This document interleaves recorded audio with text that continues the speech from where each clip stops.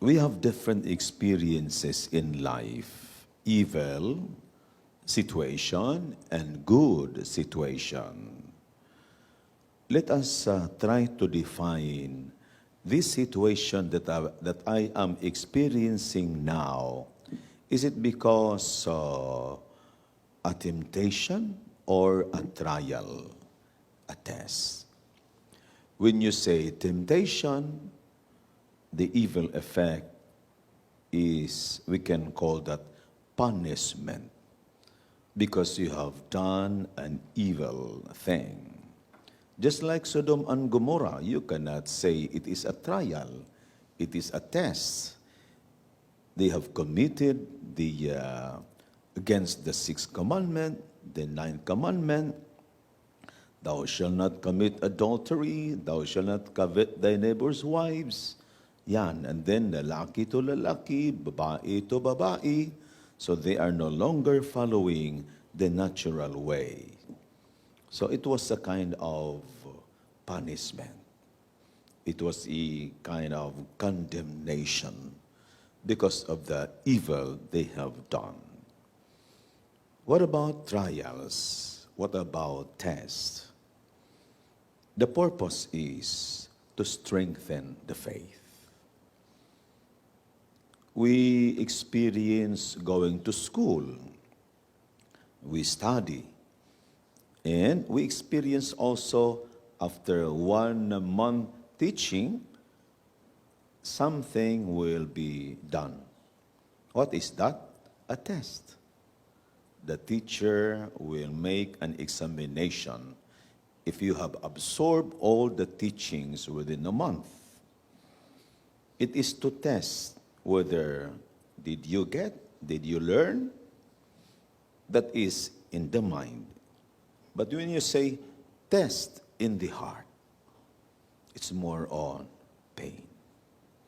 It's more on disturbance of your promise to the Lord that I will forgive, Lord, I will love, Lord, even to my enemies.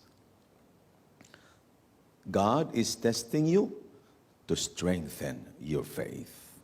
What about the gospel? Is it a temptation? The violent wind with Jesus, with them in the boat. And what is that? It's a test. It's a test on their part. Kasama mo si Lord, takot ka ba? Kaya sabi ni Lord, takot kayo? Nandiyan ako sa inyo, kasama ko. Ako yung may-ari nito. Parang gano'n. Kaya dahil sobrang takot nila, Lord, tulungan niyo kami, save us.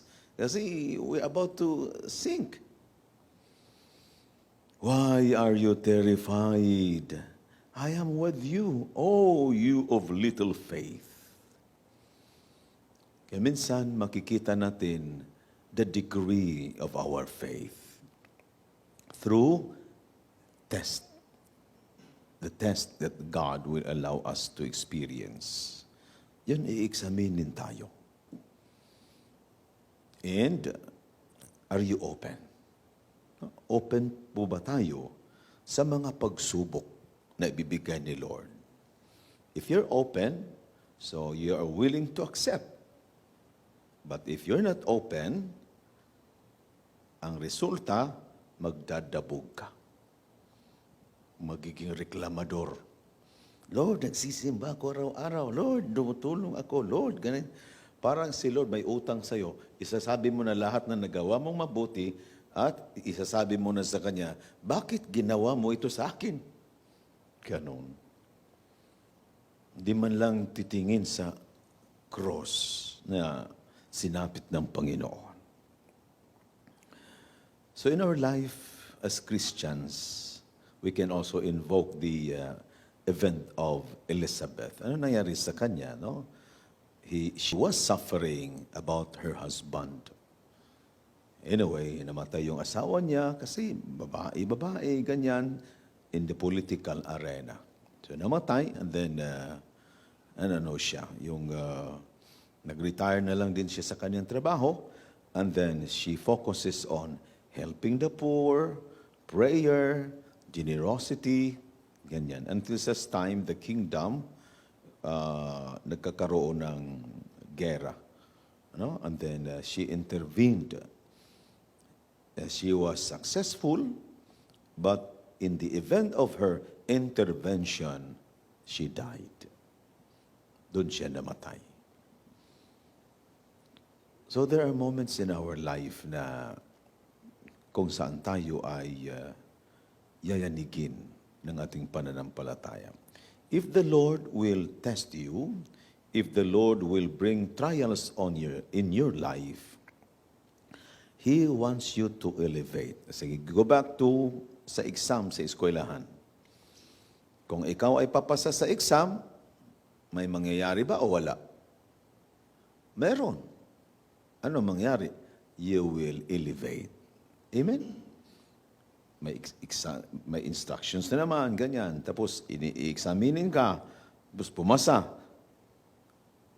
You will proceed to another elevation. Ganyan din kay Lord.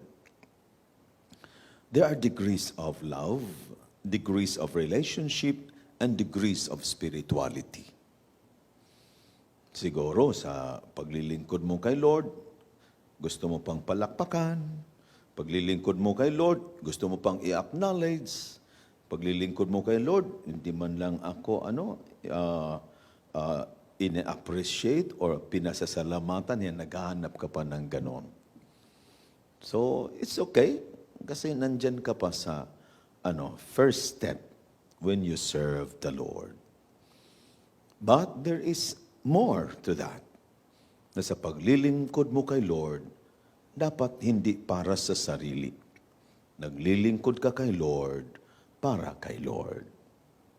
Amen?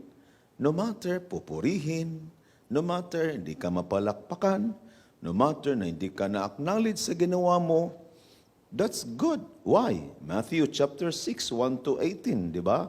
Mga activities during Lent, babasahin yan during Ash Wednesday. Kung may nagawa ang kaliwa mong kamay na maganda, huwag ipaalam sa kanan. Ganon. Kung ikaw ay magdarasal, go to your room. Kung ikaw ay mag-aayuno, do it in secret. Huwag mag-appear na nag-aayuno ka. Because the Heavenly Father, who has seen those things you have done in secret, will reward you. Meaning, as Christians, hindi tayo maghahangad ng pagpupuri dahil sa ginawa nating mabuting bagay sa Diyos or sa kapwa. Yung mga Kristiyanong naglilingkod kay Lord tapos naghahangad pa dyan, so let us consider them nasa baba pang kanilang katayuan ng buhay sa paglilingkod. And let us not blame them na ganito, ganyan. Sige lang. Kasi ganyan talaga ang elementary faith, mayroong high school faith, mayroong college faith, mayroong postgraduate faith. Di ba? E kung postgraduate na, ganito na yan. Mas mabuti pa ako ang sasaktan, hindi lang ako mananakit. Ganon. Ibang klase na yon. Ako na lang ang mawalan, huwag lang akong kukuha ng mga bagay sa iba. And then once you reach the top faith in relation to God, the willingness to die for the sake of God and for the sake of others. Yan. There are degrees. No? Saan na kayo ngayon? Kayo ba ay naghahangad pa na pupurihin kung may nagawa kang magandang bagay tungo sa Diyos, tungo sa kapwa? Naghahangad ka pang palakpakan? O nagdodonate ka sa simbahan, naghahangad ka pa na kailangan ang pangalan ko lulusot sa speaker na yan at gumanon, would you ganon? Are you still longing for that?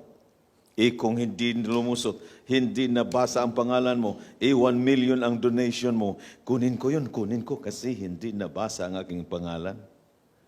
Ayun. May mga taong ganyan. Wala lang dito. Nakikinig yata ngayon. Oh. So, where are you now? What level, as far as your faith is concerned, are you in? Not the level. Holiness can be measured concerning the acceptance of the person when you are tested by God. Nagagrumble ka pa ba? Kasi you want to have a perfect service na walang sabit. Walang ganon. Jesus in the Gospel of Matthew, chapter 5, 10 to 12, blessed are you when you are persecuted because of me. Rejoice. You have been calumnied, you have been shamed, you have been embarrassed because of me. You are blessed. And in Matthew chapter 10, verse 22, you will be persecuted because of me, but he who endures to the end will be saved. Kaya gusto talaga ni Lord, tiisin lang.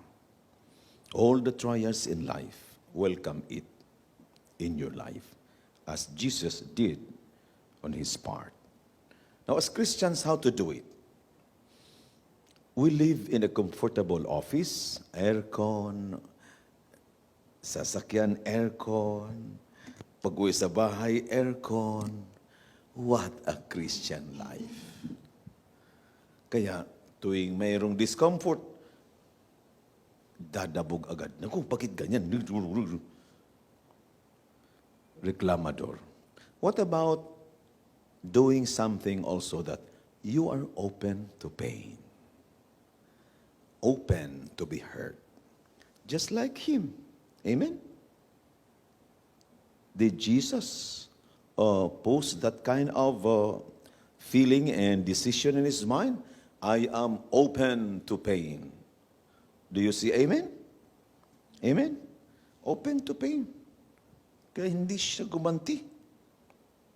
Baka yun ang kulang mo. You are not open to pain. You don't create any form of sacrifice, personal sacrifice.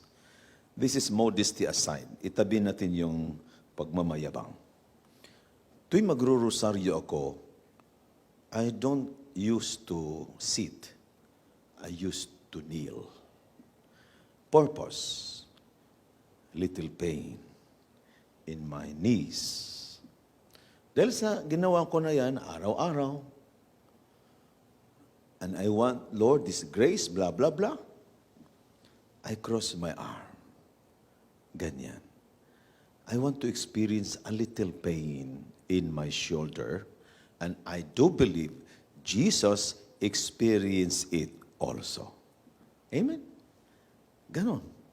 2 decades, mga 20 Hail Marys. Ayun, manginginig na rito. Ang sakit-sakit. But I love it.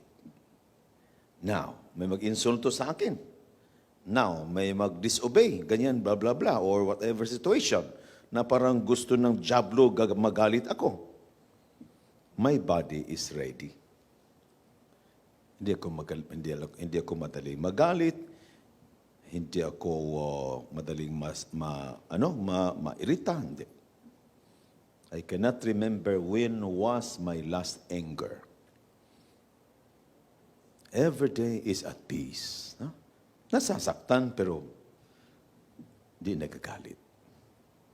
I just endure the pain and understand the person. Baka mayroon lang pinagdaanang buhay, ganyan, kaya nakagawa siya ng ganon.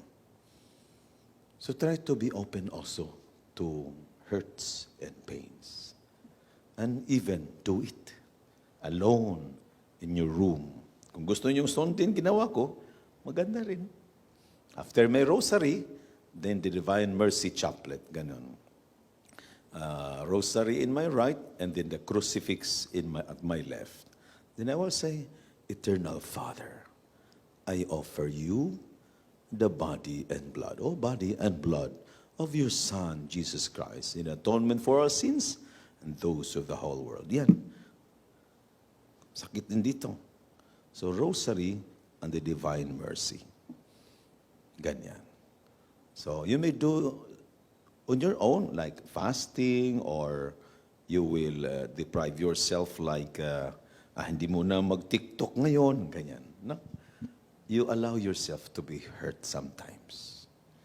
Don't just be comfortable because Jesus, who is ahead of us, experienced so much pain.